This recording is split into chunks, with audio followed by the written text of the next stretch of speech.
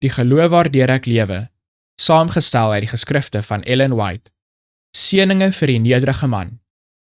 Toe roep Jesus 'n kindjie na hom en laat hom in hulle midde staan en hy sê, Voorwaar ek sê vir julle, as julle nie verander en soos die kindertjies word nie, sal julle nooit in die koninkryk van die hemele ingaan nie. Matteus hoofstuk 18 vers 2 en 3. Die hulpelose sondaar moet aan Christus vashou as sy enigste hoop. As hy sy greep vir 'n oomblik loslaat, bring hy sy eie siel en die siele van ander in gevaar. Slegs in die uitoefening van lewende geloof is ons veilig, maar die pleeg van enige bekende sonde, die verwaarlosing van bekende pligte, tuis of in die buiteland, sal geloof vernietig en die siel van God afsny. Niks is meer aanstootlik vir God as 'n selfonderhoudende gees nie. In die lewe van Petrus is 'n hartseer les wat 'n waarskuwing vir al die belydelende volgelinge van Christus behoort te wees.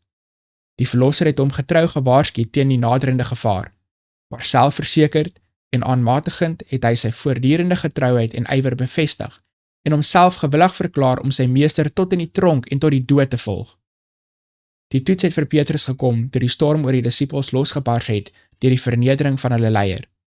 Treurig is die woorde wat deur die pen van inspirasie getrek is. Toe het al die disippels hom verlaat en gevlug. Matteus hoofstuk 26 vers 56. En die vurige, ywerige, selfversekerende Petrus het herhaaldelik sy Here verloon.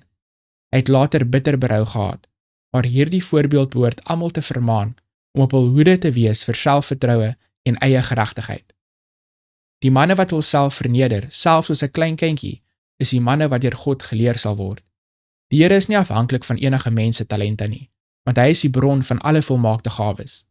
Die heel nederigste mens, as hy God liefhet en vrees, is die besitter van hemelse gawes.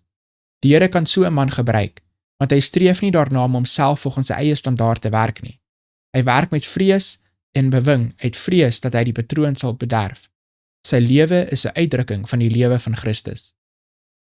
Ons moet sagmoedigheid en nederigheid voortdurend koester as ons die gees van Christus wil besit.